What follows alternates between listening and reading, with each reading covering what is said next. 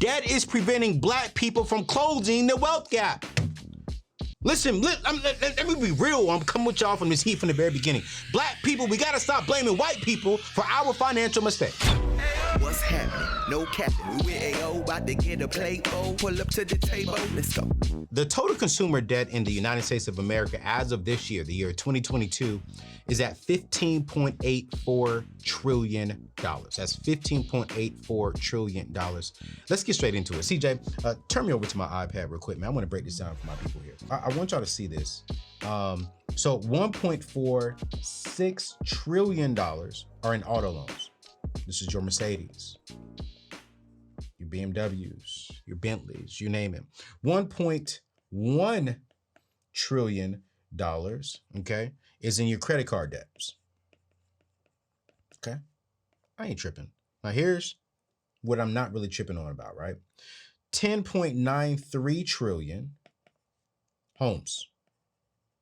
I'm not tripping about this. Like this, I'm okay with. I'm okay with. Actually, I'm really excited about this. I really am excited about having $10.93 trillion in home mortgages. Now, again, the goal is to have this paid off eventually, but I love seeing home ownership, especially within the black community. Then we have 1.75, now this pissed me off, in student loans. Okay, this brings us to a total of $15.84 trillion. Now, watch this. So what does this break down to the average consumer? So the average consumer is going to have $92,727 in debt. Now, watch this. This is the average. Excuse my handwriting, okay? Now, let's break this down. Now, borrowers who actually have a like a higher level of education, let's say like a doctoral degree or a master's degree, this goes to, where is that? Yeah, $97,916,000 in debt. Now, watch this. Gen X, this is going to be your 42 to 57-year-olds, right?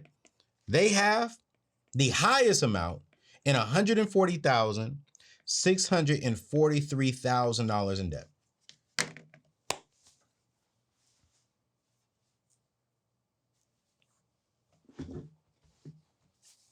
Do you see why I'm teaching what I'm teaching? Do you understand why?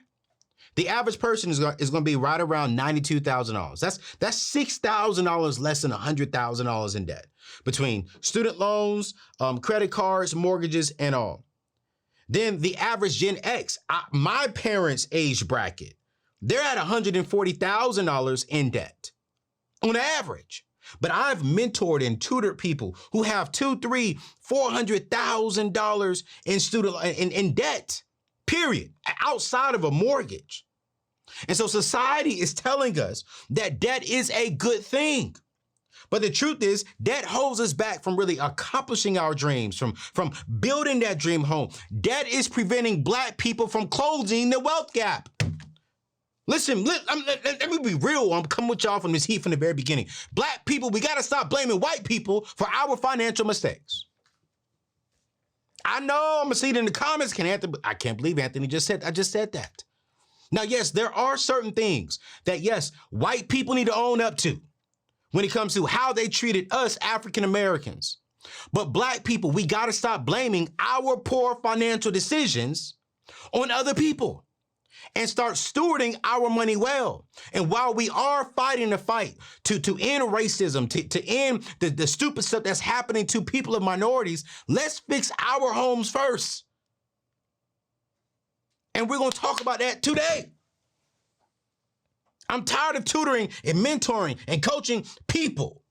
And they're coming back to me and I'm seeing like, well, wait, you got all this debt. What are you doing? Okay. What are you doing? Get out of debt. You out here chasing wealth and chasing money, but you're not being a good steward of the money that God has already given you up front. So today, y'all better get your notepads. Y'all better get your pens.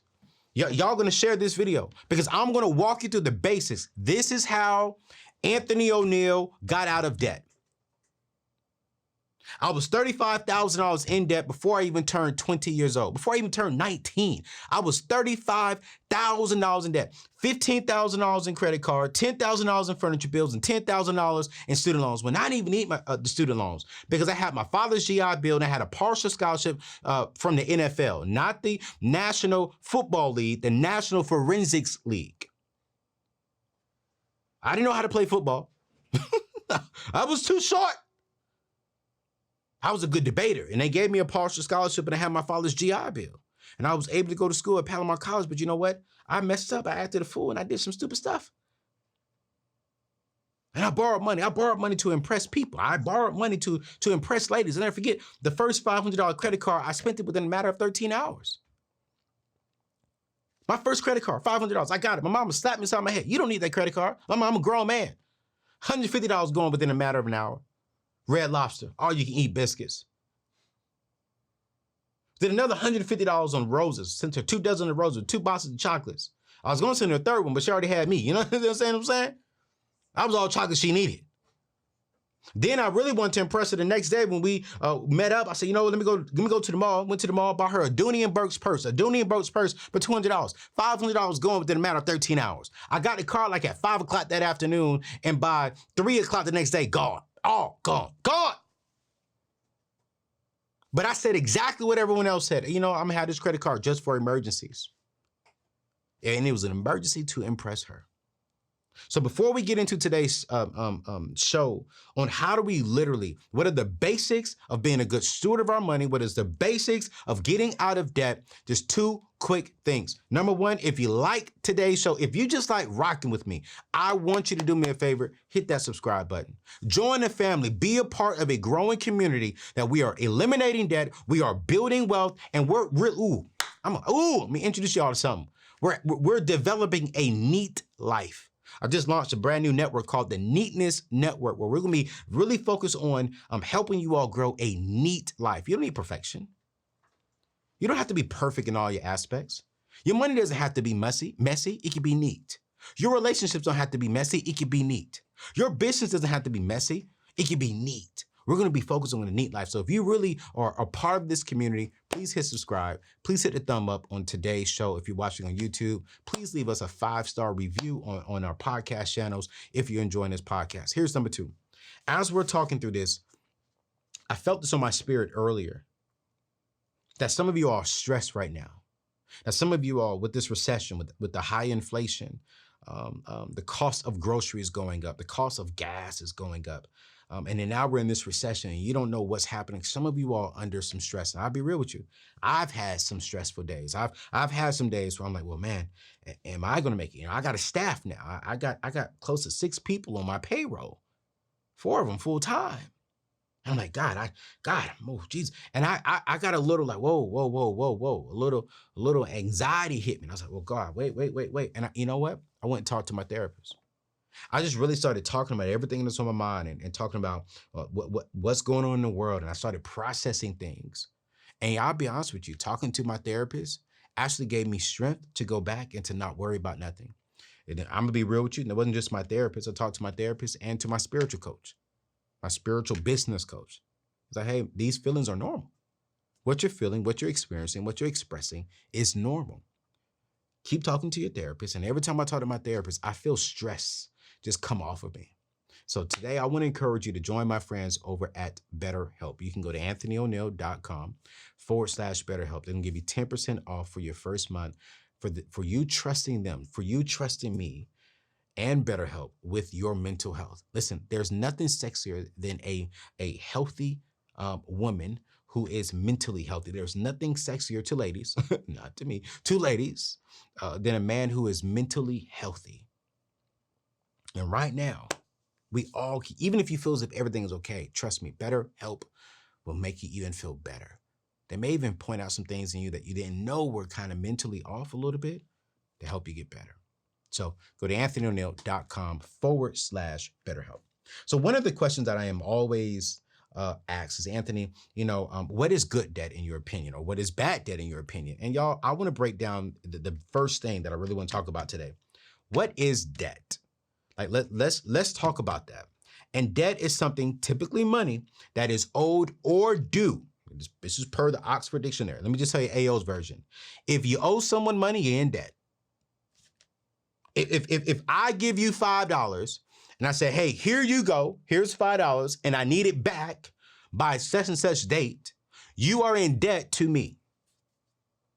You are in debt to me.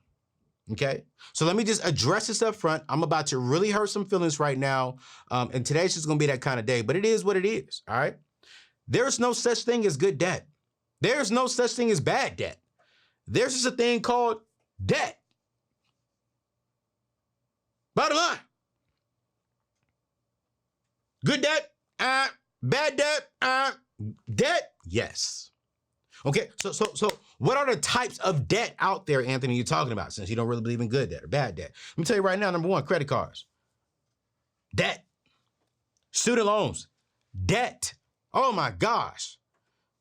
I've been hearing people say this all the time, but student loans, that's good debt. Well, how is it good debt? That I met a dentist that had almost $1 million in student loan debt, and he was only making $1 million in student loan debt. You can go to Borrowed Future to watch what I'm talking about. He had $1 million in student loan debt, but he was only making maybe $300,000 a year with his dentist business. This man will be in debt for the next 50 years with that kind of payment. And we call that good debt? No, student loan debt is not good debt, but neither is it bad debt. It's debt. It is debt. Anthony, he got a job paying him $300,000 a year. Yeah, but he got to pay his staff and his people off of that. Excuse me?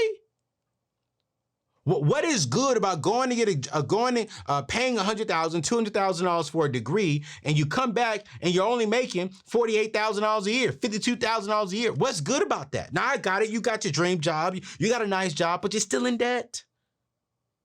You're still in debt. What's another one? Car loans. Well, Anthony, I can get it at 0%. Shut up. You're still in debt. I'm not saying it is a bad or good thing. What I'm saying is you're still in debt. Personal loans and any payday advances. If I could say anything is just worse and horrible, I would land right here on the payday advances. But it's debt. It's not bad. It's not good. It is debt that is very, very, very, very expensive, especially these payday loan advances. Mortgages. Y'all, listen, I have a mortgage. I have a mortgage. That's debt. That's debt. It is debt that is an asset attached to it. That is, it should be accumulating. It should be racking up. But you know, at the end of the day, I still owe a debt. I still borrowed money. And it is still paying me. I still got to pay it. Now, yes, is it rising a little bit? Yes. Will I be able to sell it and make some profit on it? Yes. But y'all, it is still debt. Payment plans for phones and clothes, debt. Whew. Listen, if you can't afford the phone and pay for it cash, you can't afford the phone. What's wrong with the phone you have right now?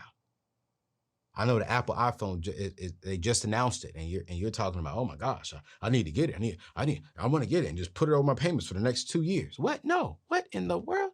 Why? If nothing is wrong with your phone right now, stick to your phone till you can pay for it cash. Why am I so passionate about this message? It's because, man, I remember being in debt. And I was stressed that I had to go to work. I was stressed because I had to have a boss. I was stressed because I needed that income plus other income. Now that I am out of debt, do you know how good it feels? Now, yes, I still need income, but I don't have to go to a job to where I am being disrespected, to where I am being overlooked, to where I am being classified as XYZ because I need the income. So because I need the income, I'm going to take the heat from the job that I really don't like. No, when you're out of debt, it gives you options. When you're out of debt, it gives you freedom. When you're out of debt, you walk around different. When you're out of debt, you just feel good. Now watch this. I saw a video that a lot of you all was asking me to comment on, but I really don't like commenting on videos with people who are my friends, right? And I understand a certain concept. Someone said there was a video that went around, and I totally get it. It was like, hey, debt doesn't mean you're wealthy. Debt does not mean you're wealthy. And I honestly agree with that tagline. Debt does not mean you're wealthy. Having no debt doesn't mean you're instantly wealthy. No, it is a part of being wealthy because now you have freedom, options, and more opportunities to really do things with your money. Debt, I believe, getting out of debt is the foundation of building true and lasting wealth. But getting debt free and becoming debt free does not mean you are instantly now wealthy. No. I totally agree with that statement. But becoming debt free is very important, in my opinion, in my expert opinion, in my personal opinion. That is the foundation of building true and lasting wealth. So when we talk about the basics of getting out of debt, number one, you got to really understand what is debt. Y'all got to stop asking me, well, Anthony, what's good debt? What's bad debt? I don't believe in neither. I just believe in debt. Here's number two. Before you can really get out of debt, you have to understand two things. First, and it's a simple question. Ask yourself this. Why do you want to get out of debt? I really want you to ask yourself this right now. Why do you want financial freedom? And I really want you to write it down. I need you to pause this right now. I need you to put this on your phone. I need you, if you're watching this and you're driving right now and listening to this road, I need you to come back to this point right now. I really do. Okay. Why do you want financial freedom? Is it so you can travel the world? Is it to relieve financial stress?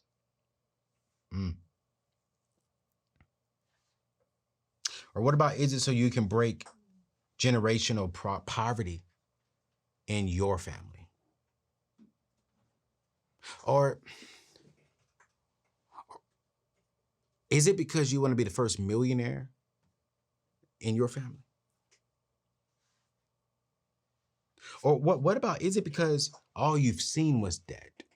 Or all you've seen your parents and your friends around you living paycheck to paycheck, and you're like, there has to be something different. You see, getting out of debt is going to be hard work. I'm not going to sit here in front with you. It's going to be hard work. It's going to require determination. It's going to require sacrifices. It's going to require dedication.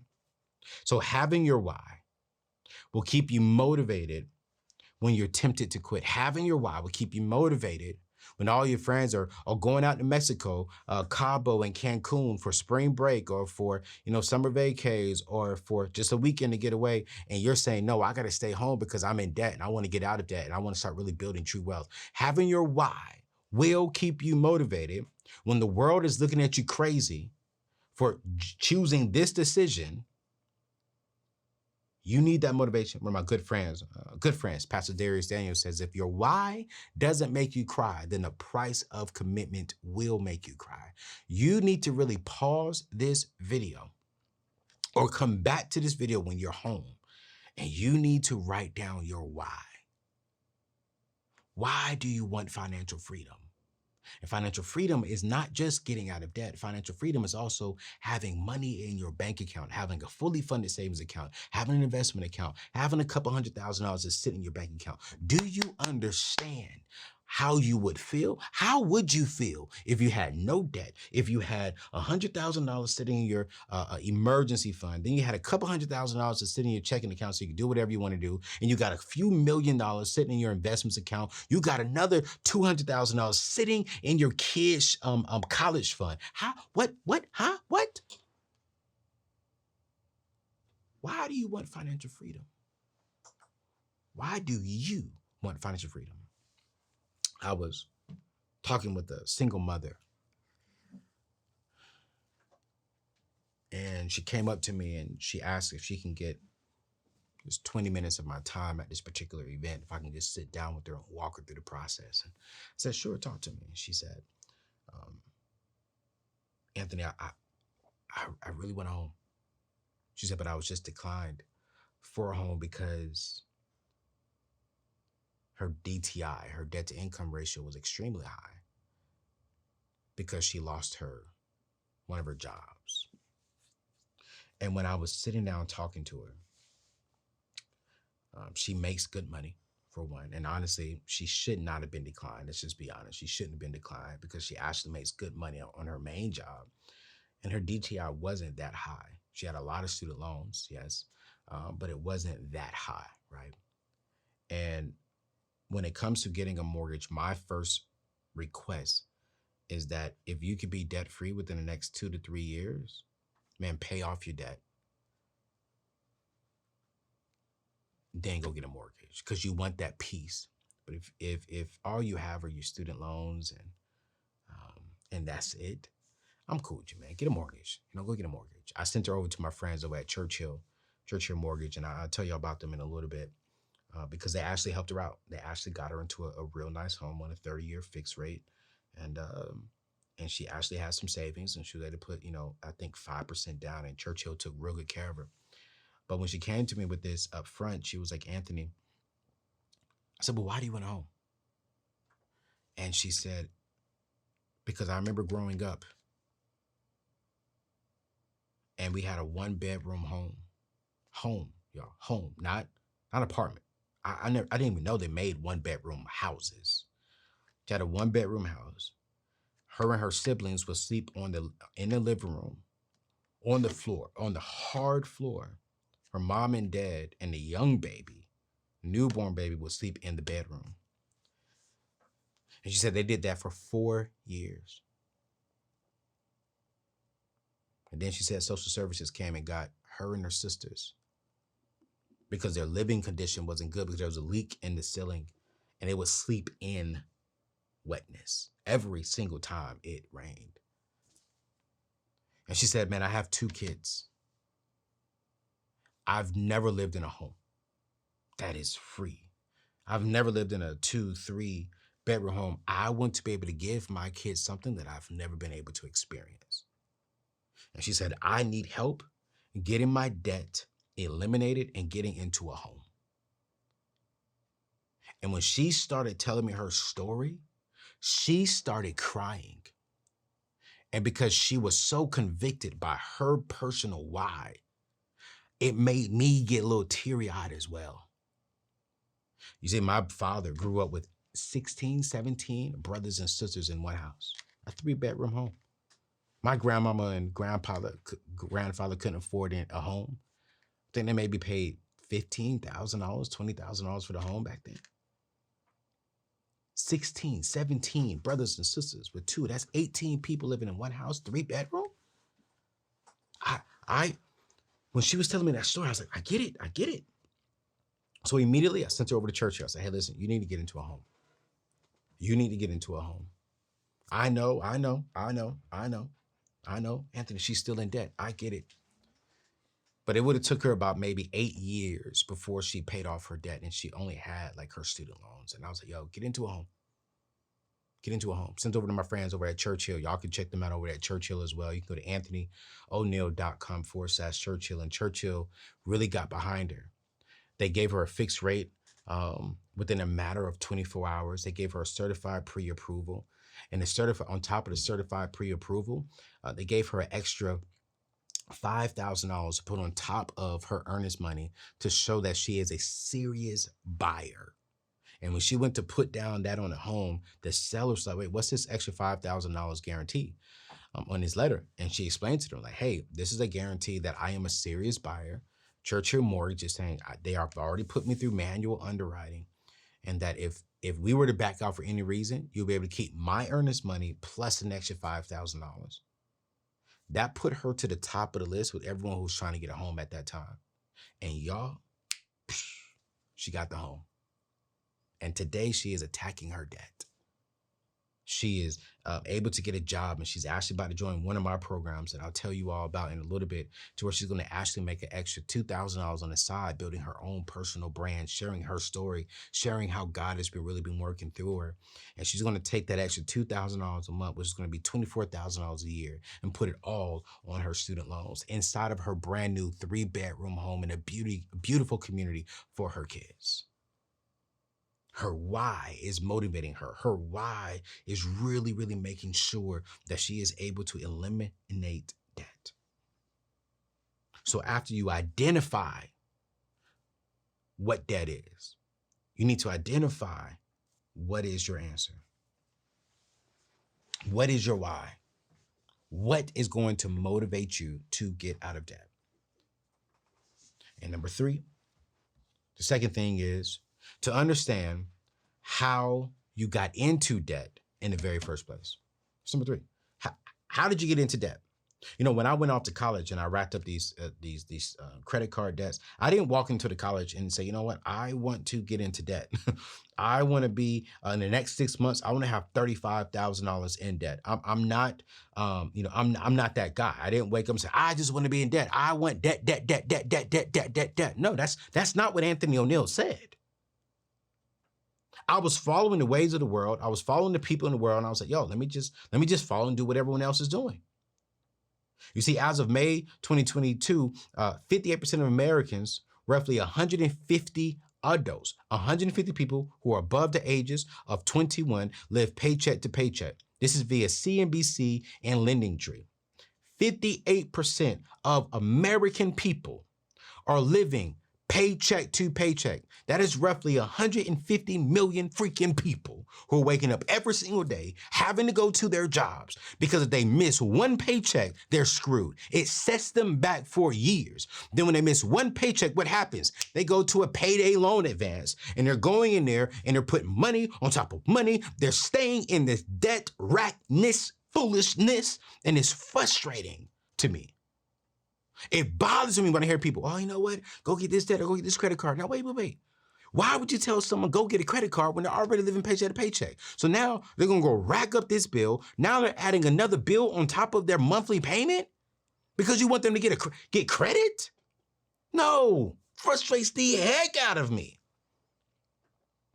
It bothers me so much when I hear people say, you know what, man, you need to go get a credit card and do this and do that so you can get a $140,000 credit limit. Now, wait a minute. You're telling someone who makes $40,000 a freaking year, waking up every single day, by Wednesday, before they get paid on Friday, they're already broke, and you're telling them to go get a freaking credit card so they can have a high limit? And let me tell you the crap that really bugs me. And I'm about to piss some people off, but it's bothering me. This is what they say. You know, it's a credit card. Just file fraud on it and never pay them back. What? No, that's not who we are. And it bothers me when I hear people say, you know what, man, I got this credit card and I don't know why they're harassing me and calling me. Let me tell you this much right here. If I gave you $20,000, and you ain't pay me back, you best believe I'm calling you. It's a business. If you borrow the money, you owe it back. If you have a business and you sell me something and I didn't pay you, you will be calling me and harassing me too. We can't get upset with our lenders. Which is why the Bible says it's best to be the what? Lender, not the borrower. The Bible doesn't say nothing positive about debt because it robs us of everything positive. The average salary in America is about $54,000, but the average consumer debt is $92,777. Hey, CJ, put me back on the screen. I want them to see this. All right. So the average American makes $54,000, right? Debt, though, here we go. Debt is $92,777. $727,000. So watch this. Let me get my calculator because I want to make sure I get this to y'all right. So if we're making $54,000, but we're in debt $92,727,000. That means we have a negative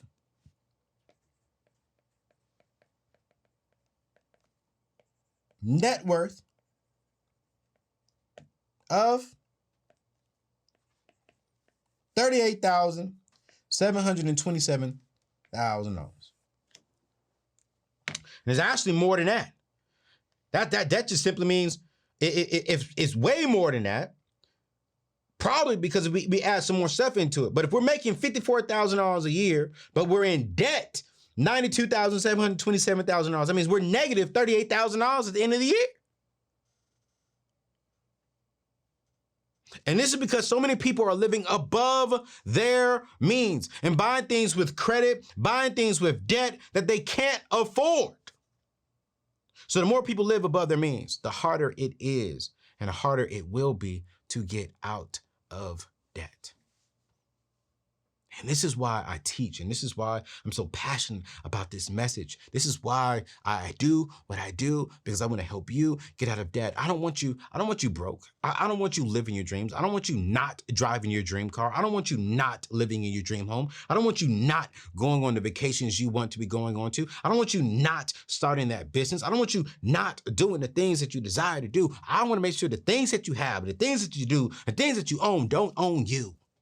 I want to make sure that when you wake up Monday through Friday and you're putting in all this labor, God gets the first fruit of your labor, then you get the second fruit of your labor, then your bills get the third fruit. And I ain't talking about your bill collectors. I'm talking about, the people, your electricity, your insurance, your phones. I'm not talking about, the credit card companies. No, I'm talking about, hey, listen, God gets his first 10%. Because I want you to be blessed and prosperous. Then you and your family and your loved ones get the next, percentage of the money that you need to get in your savings account and doing stuff like that. Then after that, the bill collectors. Now that you know why you want to get out of debt, and most importantly, what you got and how you got into debt, I'm going to tell you how to get out of it. Okay? How to get out of it. Another way of getting out of it is making sure that you at least have a savings account. And right now, my friends over at Prize Pool are giving away an extra 10,000 tickets. 10,000 tickets for people in my tribe who actually open up a savings account there. They're going to open up a savings account. You can go to anthonyoneal.com/prize pool. It is a FDIC insured savings account, and you're going to open it up, and you're going to open it up with some money. If you got $100 in your savings account, put it over in the Prize Pool account. 500, 1,000, put it over there. But as soon as you open it up, they're going to give you an extra 10,000 tickets, 10,000 tickets just from being a part of my tribe. You're going to type in the code TTAO, and they're going to take good care of you over there. Now watch this, okay? You got to open up a savings account because the average person in America can't even afford a $1,000 emergency. Nearly 50% of the people in the world can't afford a $400 emergency. But my tribe, we're going to be able to afford a $1,000 emergency because we're going to put $1,000 in the savings account. All right. So when we move over here, number 3 thing is you're going to make a monthly budget. All right. Okay. It's going to be a zero-based budget. All right. So CJ, put me on the screen real quick because I want to show people this as well. So when I say a zero, move this up some, a zero budget, right? This is what I mean. You're going to list all your income. All your income. So this is going to be child support. This is going to be your job. This is going to be a side hustle. Okay. This can be, I don't know if you're an artist. This could be royalties. I don't know. Hopefully I'm spelling it right. Don't know. I'm just writing down. This could be alimony. This could be anything, right? So you're going to list all your income. So let's just say all your income is, for simple math, $10,000, right? Then from there, you're going to list all of your expenses, okay? This is going to be debt, rent / mortgage, food, shopping, apps that you're paying for, anything, right? Everything that you spend money on a month. I don't care if it's 99 cents. You're going to list that up over here. So let's just say, for an example, that is $8,000. So this means now $10,000 minus the $8,000 equals what? $2,000. That's not a zero-based budget. So we're going to go back up here to our expenses. And let me tell you, when it comes to expenses, let's say that you're saving for a down payment on your home, or saving for a down payment for a car, or saving for a down payment for anything. Saving for anything is actually an expense because you're deducting it from your income. So if you're saving anything, that's going to be added. All right. And let's say you're saving anything, let's say you're saving for a home that takes off $1,000. Cool, great. You have $1,000 left. Boom, cool, great. You're going to take this extra $1,000, you're going to put it towards your debt. So a zero-based budget is, you're going to list all your income, you're going to minus all your expenses, and then from there, that should equal zero. Bottom line. And you're going to be tracking your spending throughout the entire month. It's simple. Track it throughout the entire month. If you go to McDonald's, you buy a burger today and it costs $5, you're going to take $5 from your from your food allowance that you put on there. If you go out there and you spend, $5,000 on debt this month, then you're going to go back to your zero-based budget and you are going to put the $5,000 that you spent in there. You're going to prioritize paying off your debt first. That's the very first thing. You're going to prioritize paying off debt. Once you get $1,000 into your prize pool account, okay, we're going to walk through the baby steps that I really do believe that Dave Ramsey has really mastered. That's what you're really going to focus on, okay? So number 3 is, you're going to make a monthly budget. It's a zero-based budget. I personally use EveryDollar app. I'm going to link Ramsey Plus in today's show description. For a very minimum amount, you can get access to their Financial Peace University curriculum, and you can honestly get access to their zero-based budget, all right? And then when it comes to a monthly budget, I really want to break this down. This simply means that you have to really focus and stick to this. And when you stick to this, it also means this, number 4, you got to live below your means. This will free up more of your money so you can throw it at your debt. And here are some tips. Number 1, use cash, okay? When you run out, you can't spend anymore, okay? Use cash. There's nothing wrong with using cash. I don't really use that much cash because of where I'm at in my life. I do use my actual debit card. But if you are drowning in debt, and if you're on your debt-free journey and you're really focused and determined about it, I'm very big on the envelope system. Rachel Cruz even has a beautiful wallet out there to where you can honestly put money inside of different envelopes. It's a beautiful idea that she came up with. But the philosophy is like, if you have $100 in your envelope for, the next 2 weeks while you're living specifically for food, you could put it inside of that particular envelope slot inside of your wallet.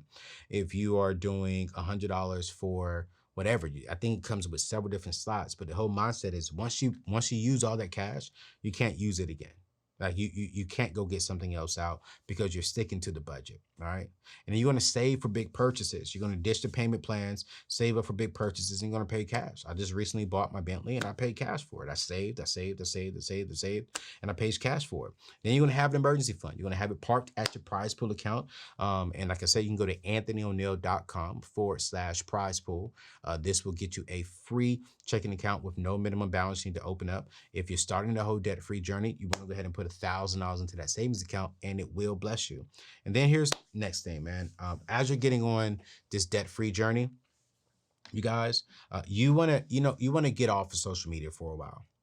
Because it's tempting to spend money when you see your friends are going to Mexico, Cancun, Cabo, going to the Bahamas, going to Jamaica. You'll get tempted. They just bought a brand new car. Now all of a sudden you want a brand new car. No.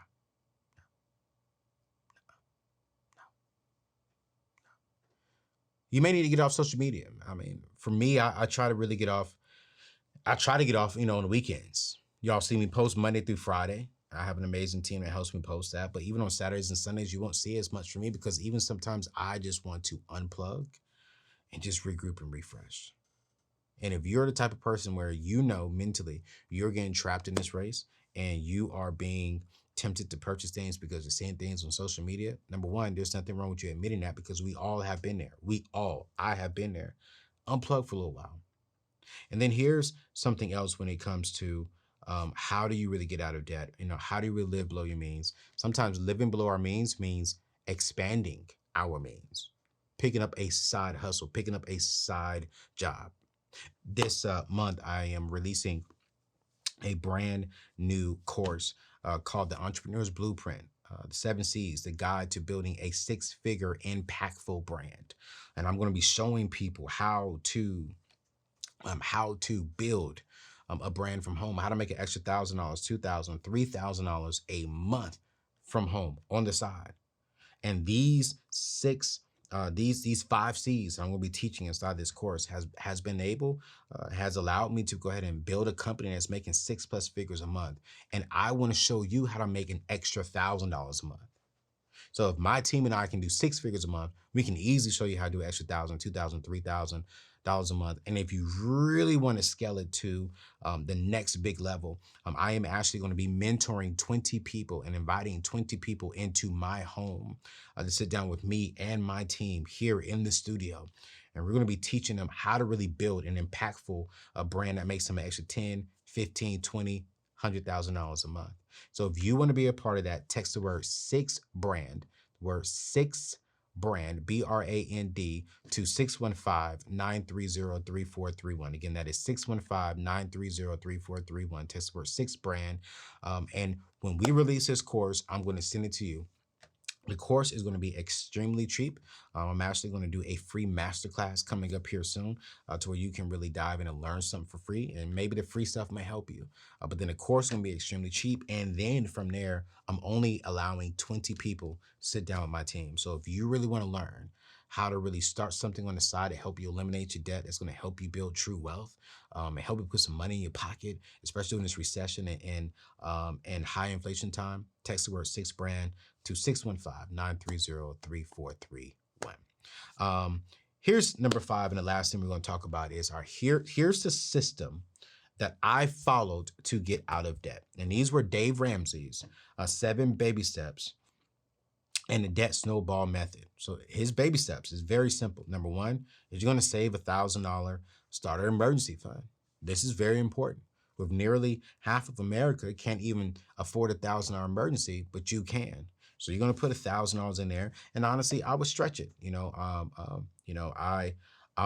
This is what Dave says, and here's my thing: with inflation going up, with the recession here, I'm cool with you putting $2,000-$3,000 in the starter emergency fund.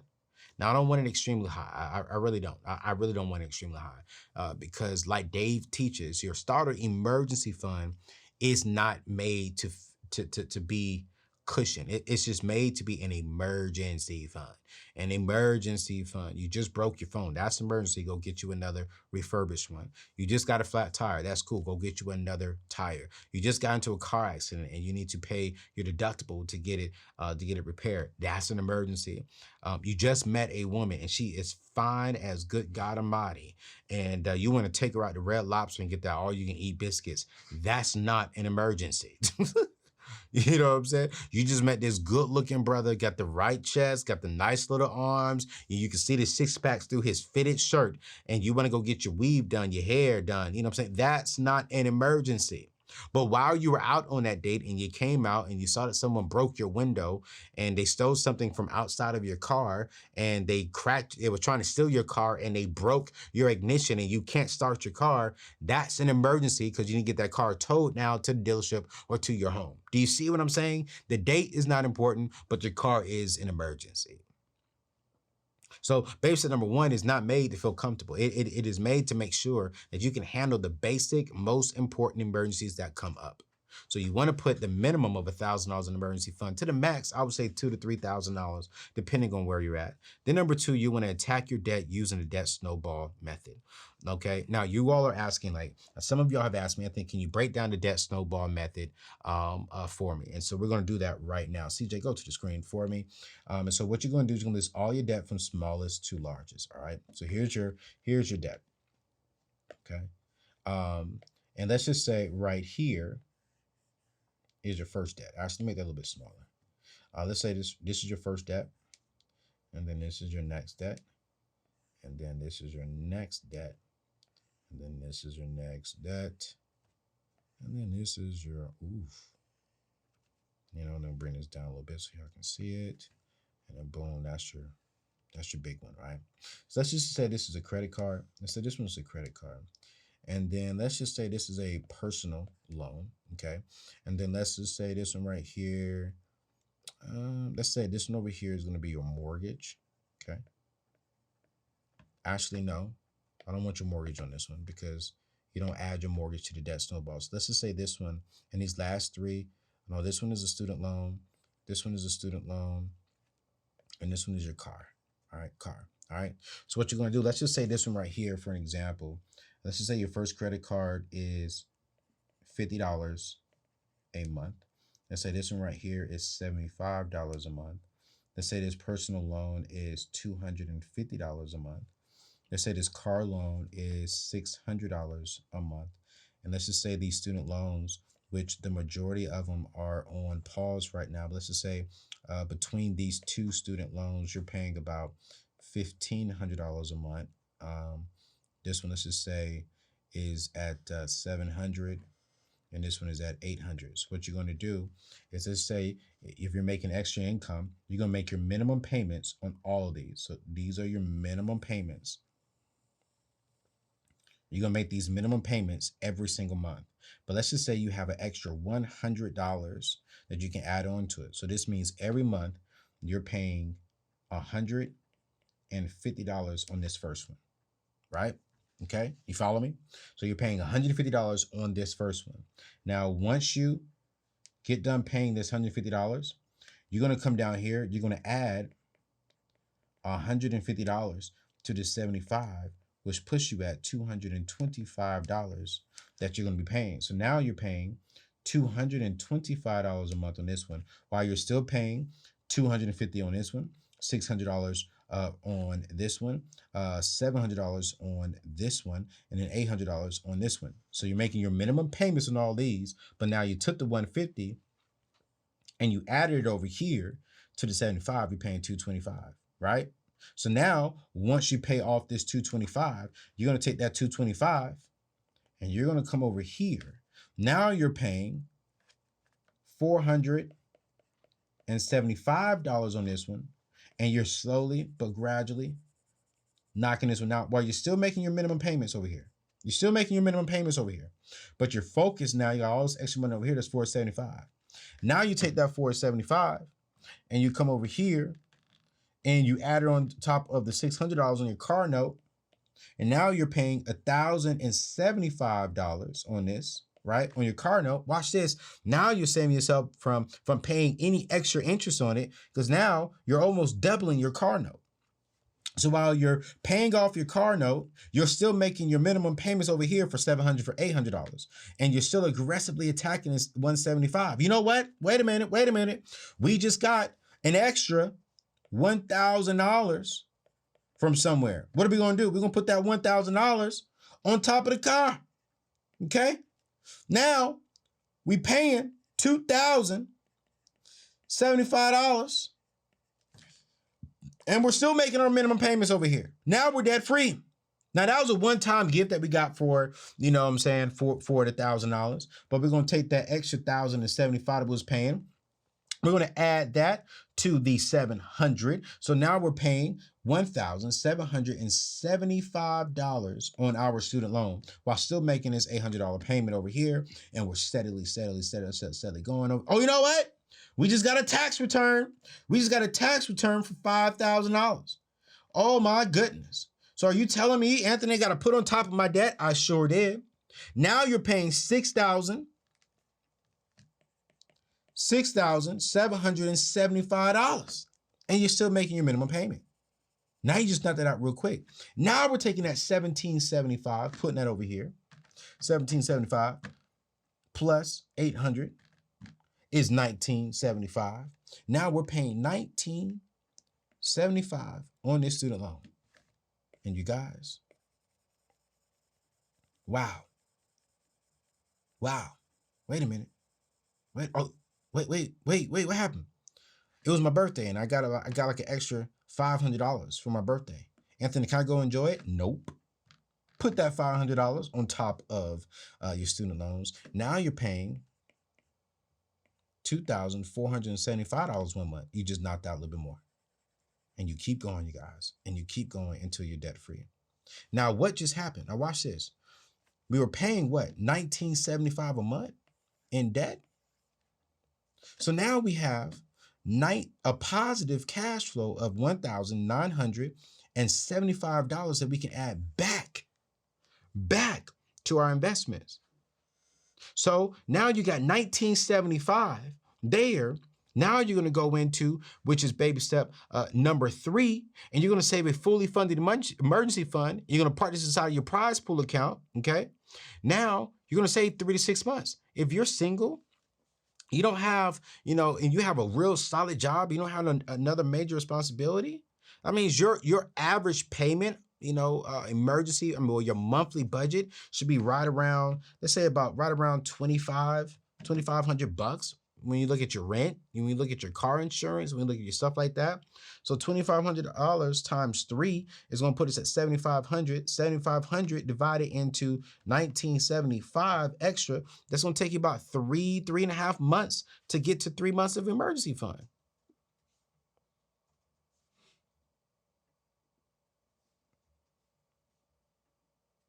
Take you 3 months. 3 months. Because what we're going to do now is we're going to make sure that we go from baby step number 1 to baby step number 3. We're going to take that money and just make a fully funded emergency fund. Now, here's something that I have done that you can do this as well if you want. It really depends upon you. I'm very big on, because I want to make sure that my lifestyle doesn't have to change. So here's something that you can do. You can go ahead and just put 3 months of your average salary. So if the average person in America, they make how much?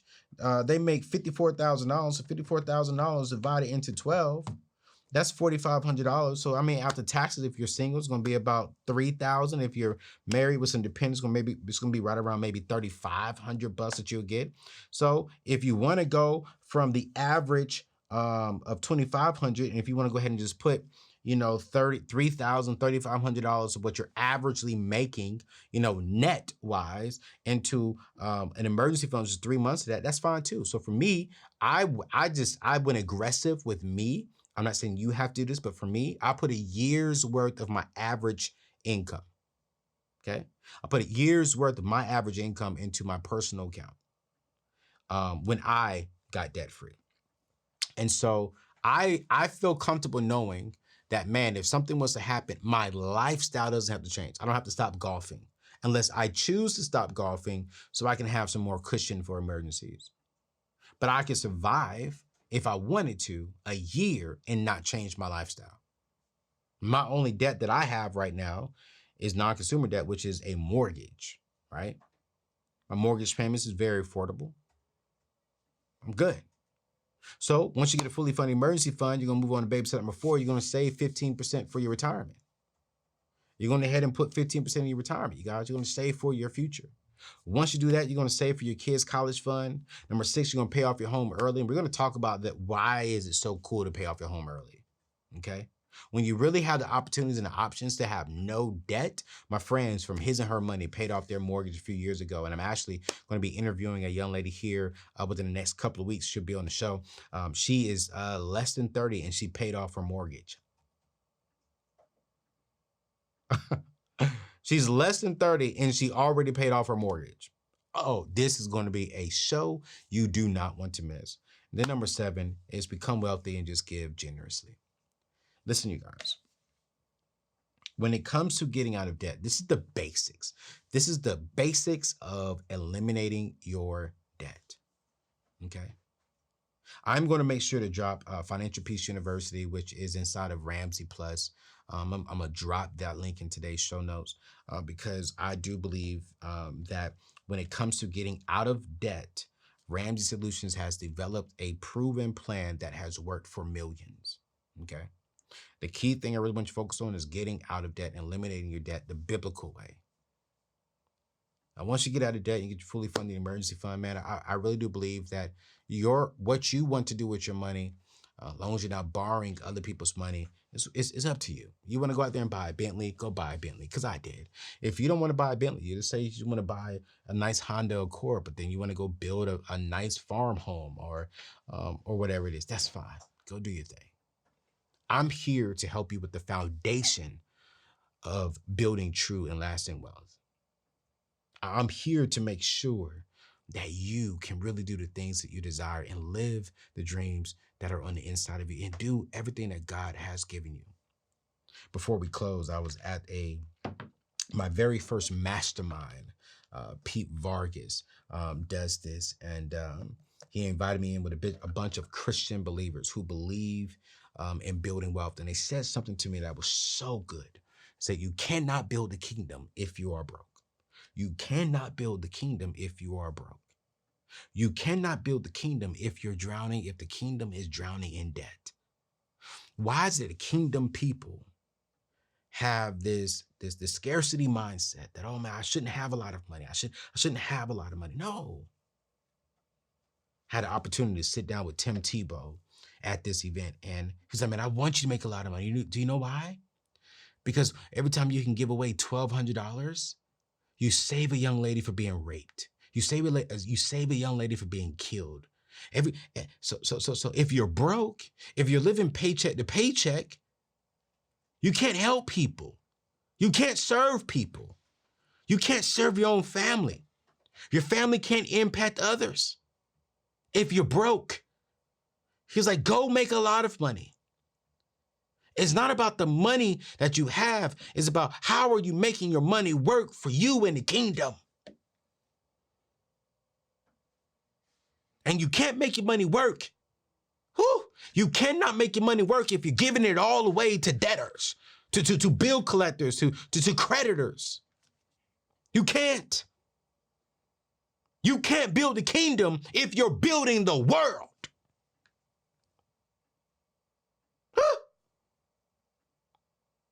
We can't help people. You can't leave a legacy if you're building someone else's legacy. You can't build your world if you're building somebody else's world. My children's children will be wealthy. My wife and my kids will have financial options. We will be able to do whatever we desire.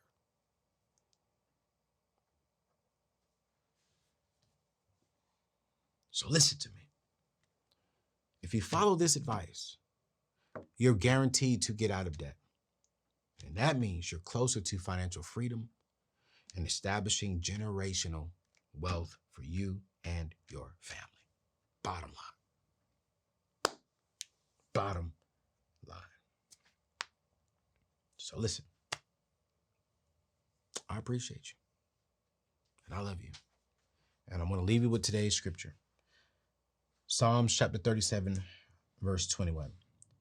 The wicked borrow and do not repay, but the righteous give generously.